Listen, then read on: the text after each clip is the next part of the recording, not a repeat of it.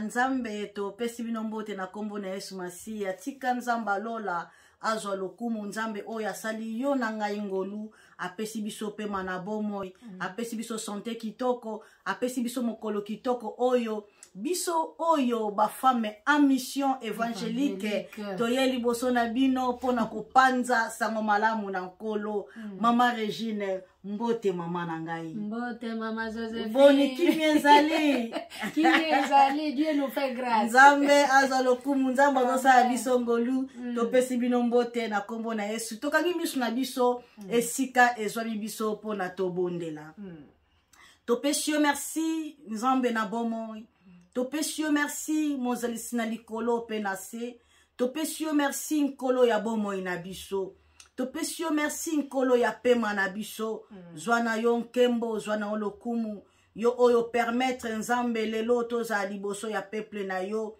tika molio mosantu na yo azwa contrôle ya moma oyo molio mosantu akamba biso molio mosantu atambusa biso makila na yo ebomba biso nzambe makila na yo epetola biso pe petola bandeko nyonso bazolanda biso nyonso eza ya yo teza mosika na biso renye na yo kati na biso renye na yo na service ya lelo renye na yo na moma oyo nkolo esika pe bandeko bazolanda biso tika kombo na yo ezala élevé likolo na bakombo nyonso nde tobonde tolobi amen amen amen amen bandeko na biso tozie lisusu liboso na biso liboso na bino liboso bitando bike na bino pona kosakola sango malamu na nkolo alléluia amen ordre suprême nzambe apesi biso alobi tokende partout dans le monde entier pona kopanza sango malamu na ye kosala bato bakoma badisciple na nzambe amen toye liboso na bino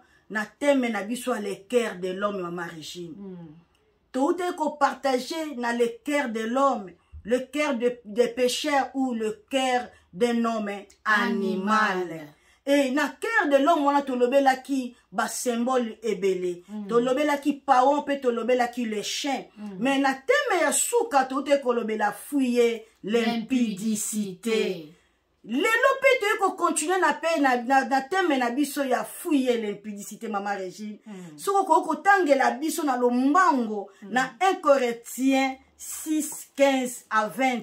Bisika yo zali le temps mama Regine azoko luka makomi na nzambe. Zwa Biblia na yo comme d'habitude. Zwa kaye na yo. Zala lokola disciple ya bere oyo a verifia kama loba na nzambe. Po leo tozotanga awa yo pe bisiko zali otanga. Po loba teke ba mama oyo ba oloba makambo mosusu. Tika nzambe apambola yo bisiko zali batela kimia poto yoka maloba na nzambe. Totangi na kombo na Yesu. Na kombo na Yesu nga muumbu na nzambe na tangi boye. Amen. 1 Corinthiens chapitre 6 le verset 15 à 20. Amen. Ne savez-vous pas que vos corps sont les membres du Christ? Prendrais-je le membre de Christ pour en faire le membre d'une prostituée? Certainement pas. Ne savez-vous pas que celui qui s'unit à la prostituée est un seul corps avec elle? En effet, il est dit, les deux feront qu'un. Mais celui qui s'unit au Seigneur est un seul esprit avec lui. Fouillez l'immoralité sexuelle. Tout autre péché qu'un homme commet est extérieur à son corps. Mais celui qui se livre à l'immoralité sexuelle pêche contre son propre corps. Ne le savez-vous pas? Votre corps est le temple du Saint-Esprit qui est en vous et que vous avez reçu de Dieu. Vous n'appartenez pas à vous-même car vous avez été rachetés à un grand prix. Rendez donc gloire à Dieu dans votre corps et dans votre esprit qui appartiennent à Dieu. Alléluia. Oh, na sepeli na verset oya suka. Kola zolo banabiso to rendre gloire et pas na nzambe. Parce que nzoto na biso eza ko appartenir sous na biso te, mais eza ko appartenir et pas na nzambe. Et bisika yo zali to beteli na nkolo maboko. Nzambe azana bomo.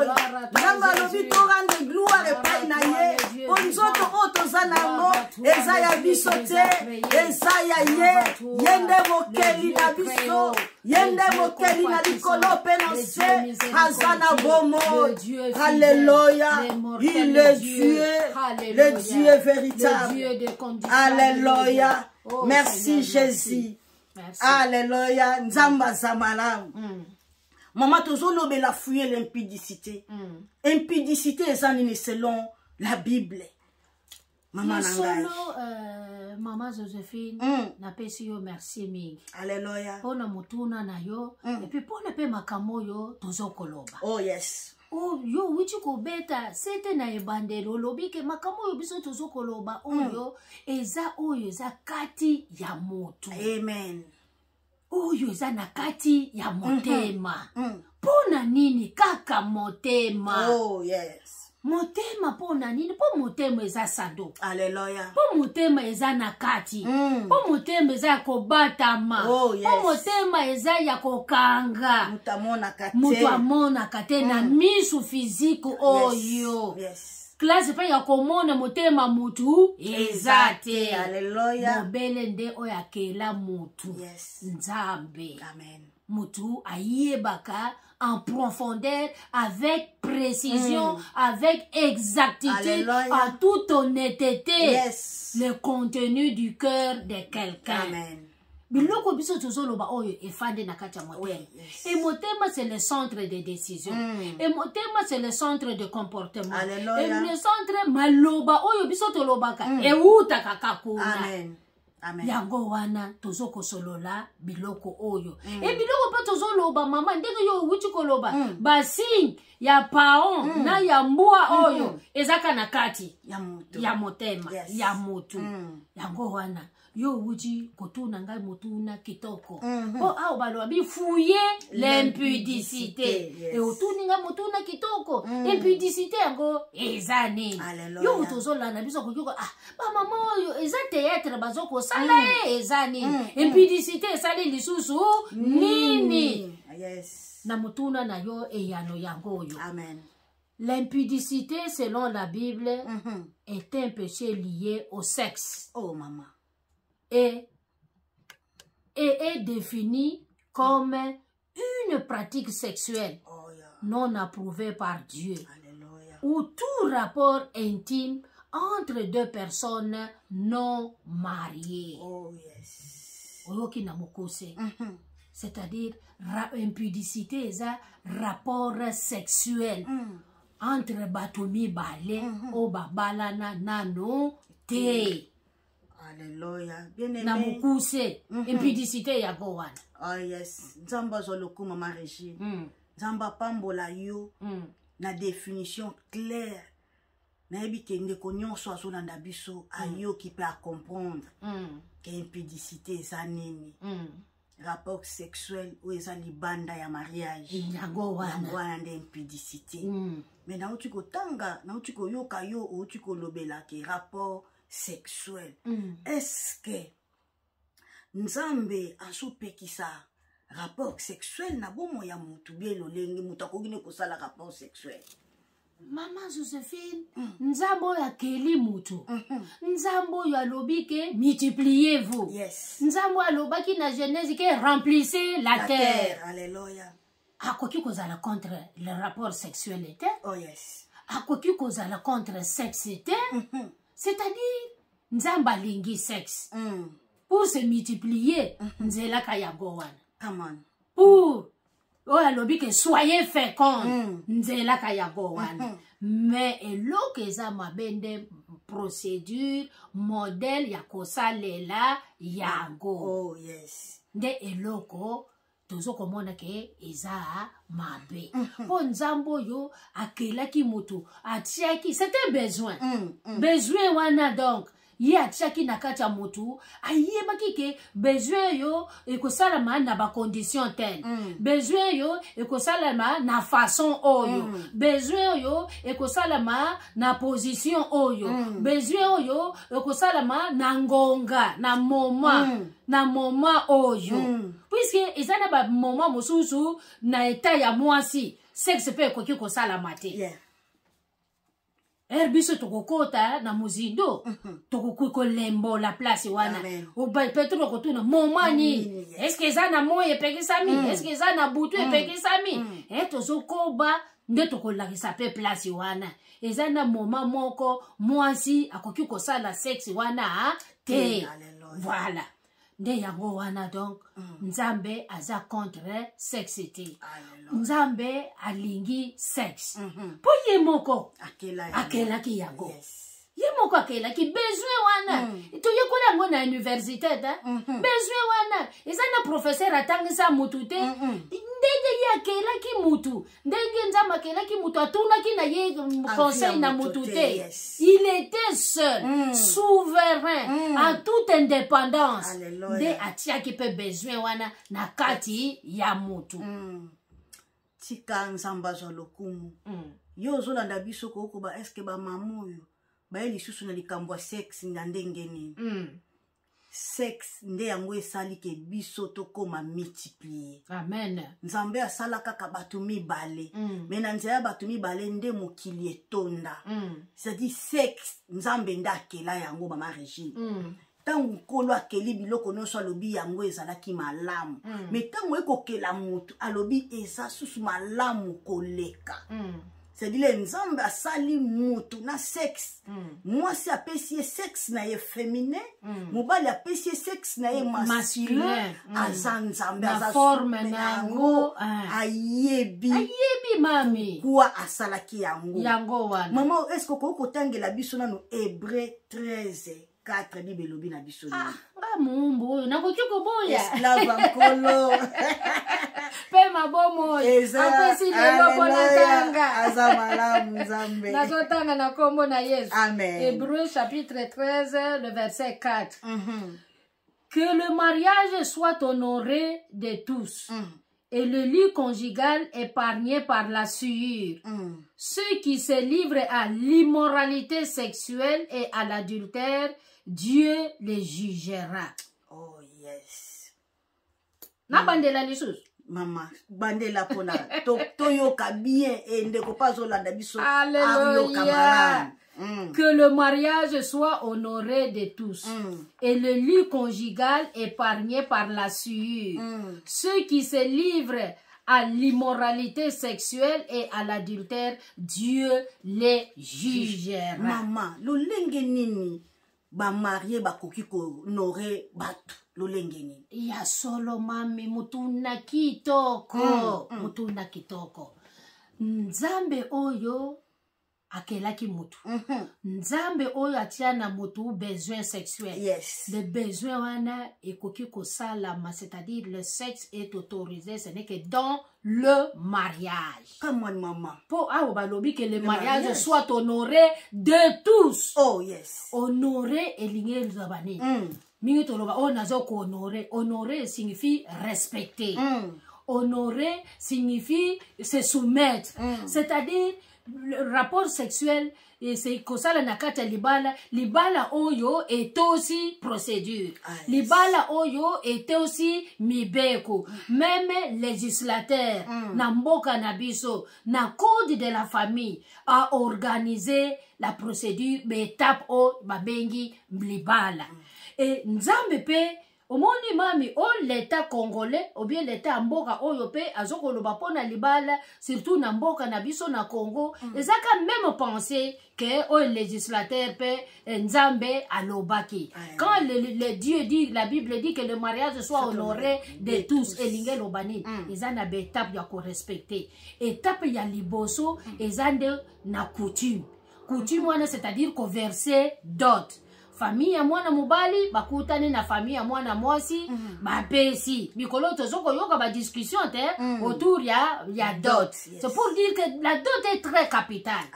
Opesi dot et rokopesa dot na yo sikoyo okei na église. Église abalisaka te. Église ye apambolaka. Mutu abalisaka mami eza officier ya état civil. Erbo wuiti na famille boke sikoyo na commune boke officier ya état civil abalisi bino apesi bino acte de mariage na bino Et après état civil, ndesiko yo boyo kosuka na église. Église de place version yo ezalaka na valeur nango. Que le mariage soit honoré de tous et le lit conjugal exempté de toute suie. Place oyo. Et batu ebele koyoka o pasteur moto abalisaki. Pasteur abalisaka te. Moto abalisaka eza officier ya état civil. Pasteur yende aye kosala ba déclaration. Pasteur aye ko accomplir volonté ya Nzambe. Amen. Pasteur aye ko accomplir loba ya Nzambe par rapport na mbetu.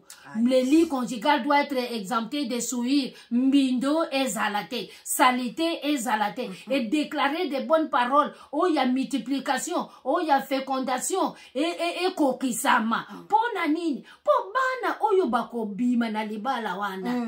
Avant, ou pendant, ou après, Nzamba sana bango na besoin. Alléluia.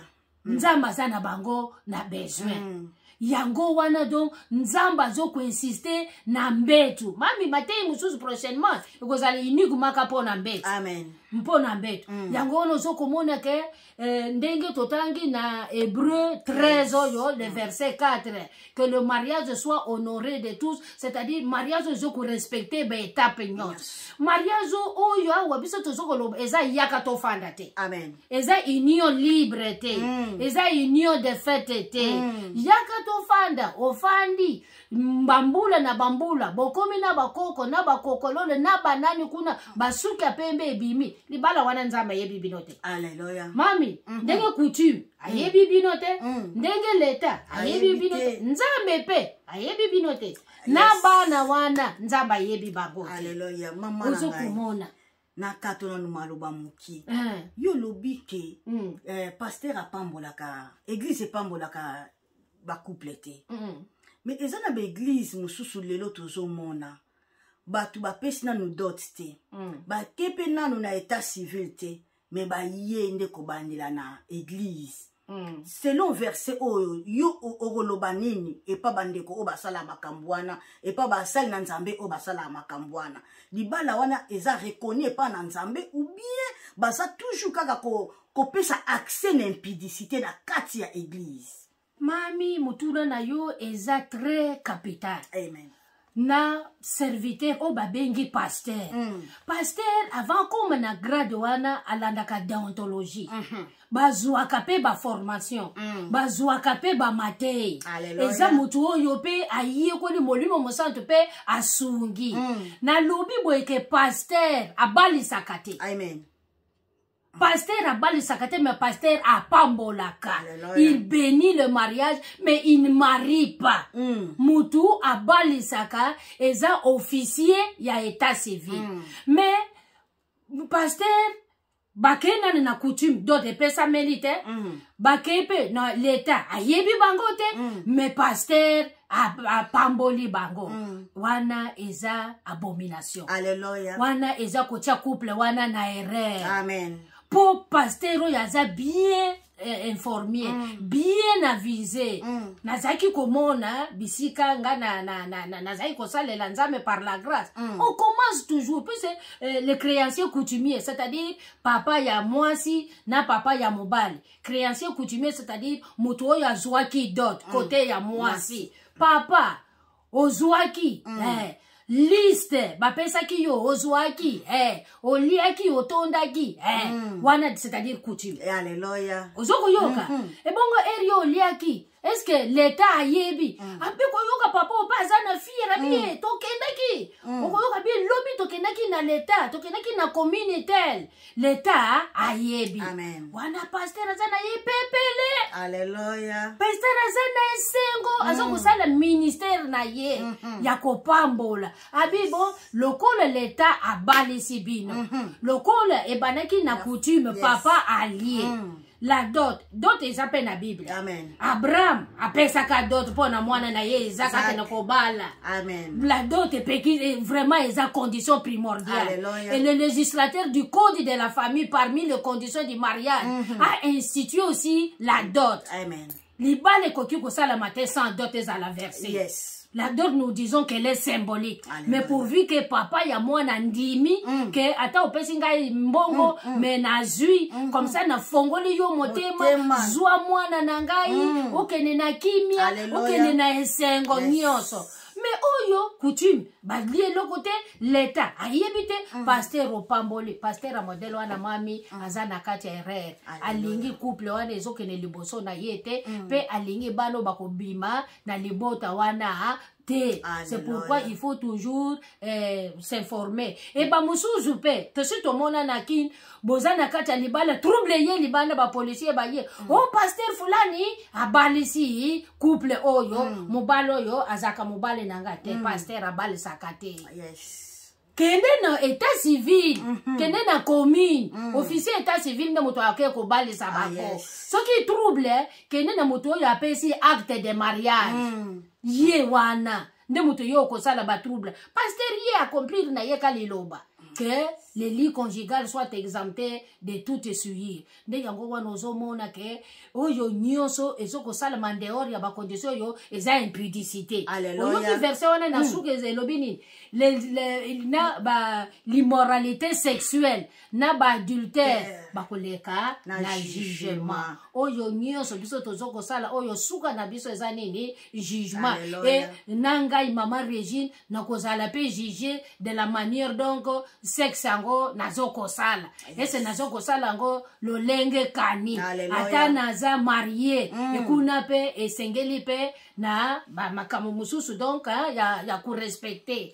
De na witi yokolo abi peut-être okotuna be mais moi si ango azokolo ba o moi si pe ezana ba benane mususu tokomona ngo mami malembe de tokokota na muzindo yo na émission koyamba voilà tokola kisango la yango pour que peuple de Dieu azala éclairé, voilà, pour que peuple de Dieu azala délivré, pour que peuple de Dieu azala sauvé. Et surtout aussi informé. Osée chapitre 4, le verset 10 dit que mon peuple périt faute de la connaissance. Oto zoko solo la boye, ezoko fongola biso mayele, place tozaki na berer, tozo kosungana na nzela ya molimo mosantu.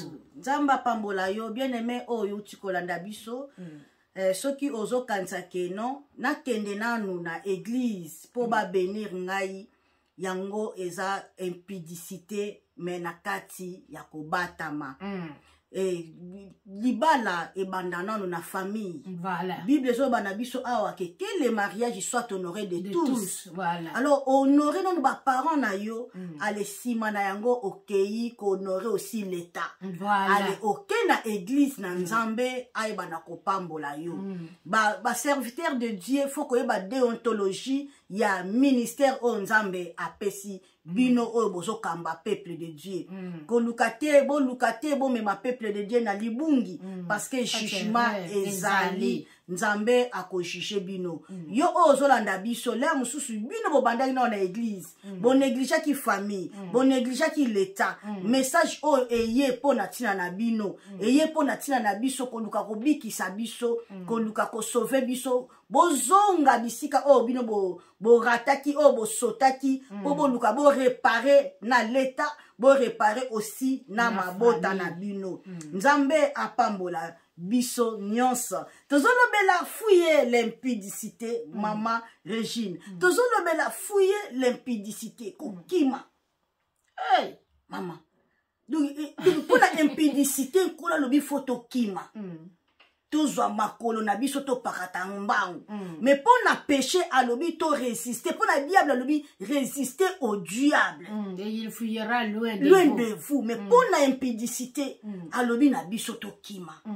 Maman lulengi nini mutakoko kima impudicité.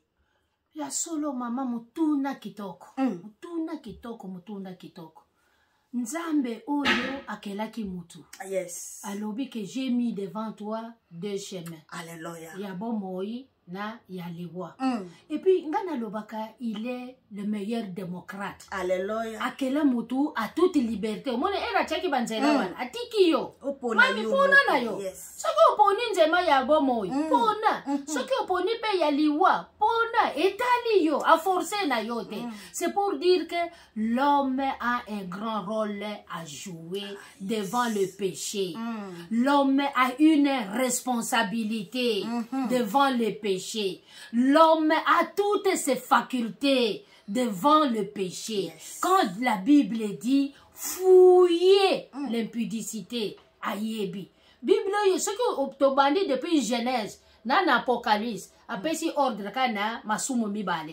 Oto utaki kosolola na paon, ndeke kitoko, eba mansala kitoko, tala démarche, orgueil etonda. Alléluia. Tomona kana paon ke mutu ya orgueil. Azo memba azo kuloba Lucifer azo loba nino na kokele o yanga mokele mokili nanga ezala likolo ya nzambe. Na obi loko yo nzamba kela mutu ya orgueil loko yo nzamba lingaka te. Lucifer, l'ange le plus proche, l'ange le plus beau, l'ange protecteur, akoma rejeté na mukili pona nini orgueil.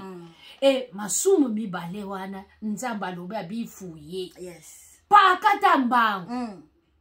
Impudicité oyo d'abord ozo salango c'est contre yo moko. Yes.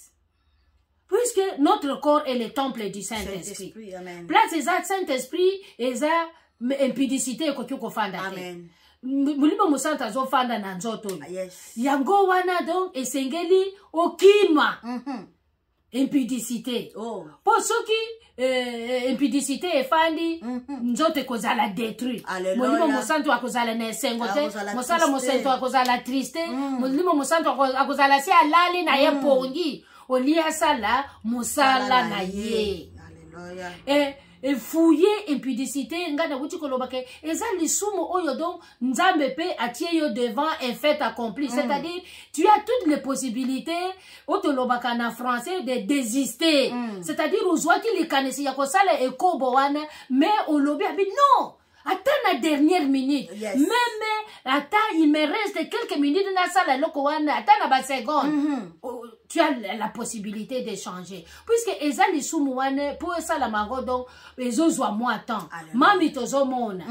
Ezala tana mboka. Okomona na bamboka kuna kozala nano signal te basololi uba kutani ki nanzela bilanga ou nanzela classe wana ville avec la modernité bokutani soit na sur les réseaux sociaux ou na téléphone abengi yo a glissé déjà mon oh je t'aime oh mususu pas na courage oh je voudrais toi ça la sexe ba mususu pas na courage lobi bien yebisi yo ezala mwasi ezala mobali oya zu courage ya koyebisa moninga bo pesa ni rendez-vous tokene na restaurant bo commander bo lié bo meli bo telemi kokanisa ke bozokene na ndako te omoni bokoti na voiture voiture redémarrer destination na bisiko zokene oyebi kotanga omoni bakomi hotel ata bakomi te ko hotel mais oyebi ke za destination ndako na yo te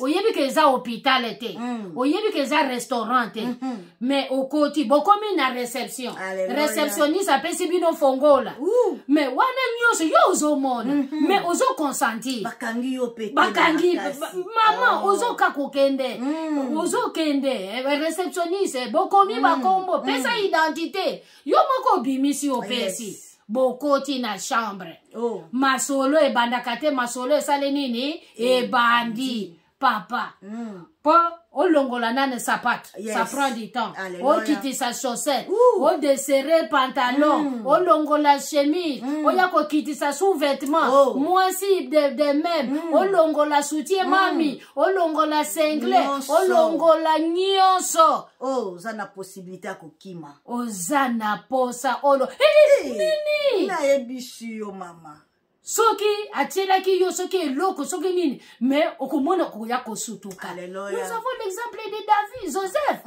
na mwasi ya Potiphar na kati ya Bible. Joseph akima Joseph akima.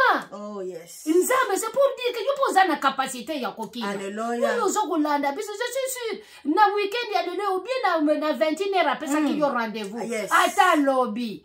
Abengisaki yo. Oh po eloko wana yo zu téléphone wana yo lingi condition sexe. Kima.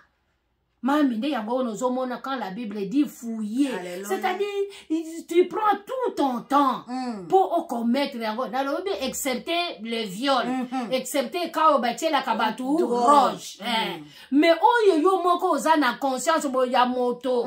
Ozo kosala. Papa, maman, bota courage. Alléluia. Atako crier. Amen. Kima pona nini. Po eza na ba conséquences mabe. Kaka moi eloko wana, ka moi plaisir sexuel wana, ya ba seconde. Ya minute kutu te. Kaka moi eloko wana, eza na ba conséquences ebele, les grands hommes, les grandes servantes de Dieu. Bakufa, ministère ekufa, moto esila, likolo ya nini, ya sexe. Mami, omoni serviteur azaki zélé, un bon prédicateur, un bon évangéliste, un bon missionnaire. Ka moi plaisir, il y a quelques minutes. Yes. Allez, ou hypothéquer ministère. Alléluia. Ou hypothéquer combo ya yes. Ou hypothéquer nane vina yo. Ou hypothéquer et to komone na ba conséquences na go na destinée na yo nyos. La génération. Génération nyonso ekei. Moi to kota nana avant boyete tozo kende malemba mami. Nde yango wana compte tenu ya gravité. Ya lisumu oyo. Compte tenu ya gravité ya ba conséquences nango.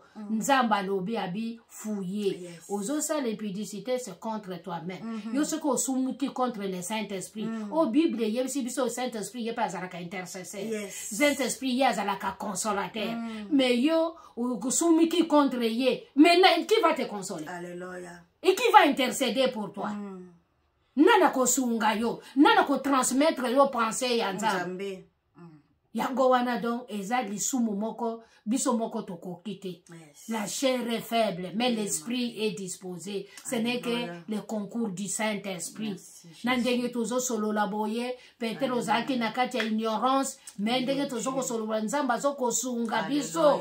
Yo zoko landa biso yeba ke impudicité eza lisumu moko mabe ndenge Nzamba lobi fouiller tokima perdre ba avantage nyonso mais kima que sert-il à un homme de gagner le monde et de perdre son âme?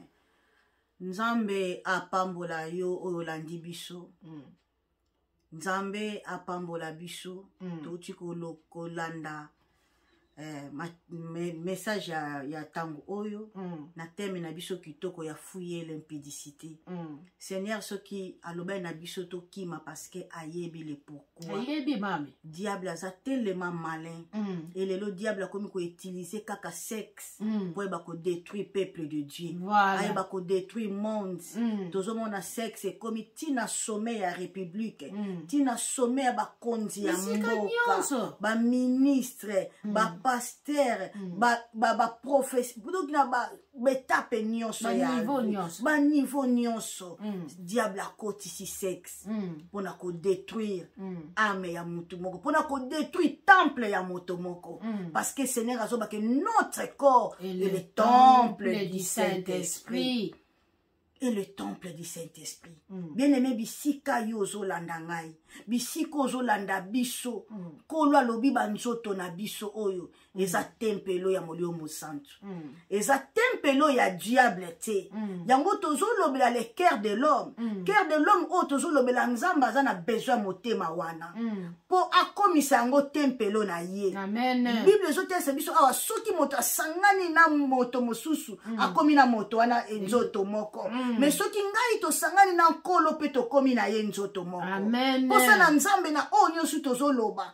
Pense na Nzambe pe posa na Nzambe za ito zonga kati na biso.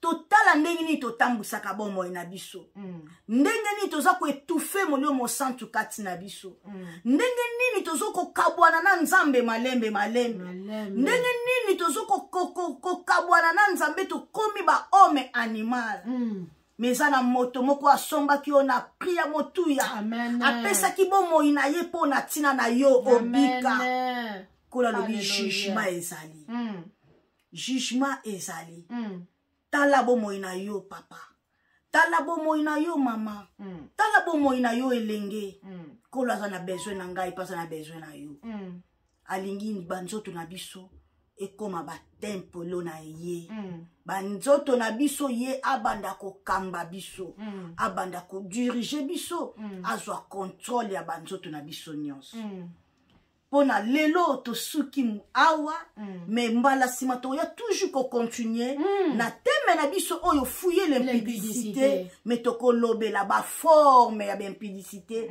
na ngolu na nzambe na ba conséquences na ngo na lisungi ya molio mosantu tika nzamba pambola yo partager vidéo oyo ko garder yango pona yo moko te sala ya évangélisation panza yango yo poza fama mission yo pe kokisa mission na ona sena moy tika nkolo apambola yo tolingi bino mingi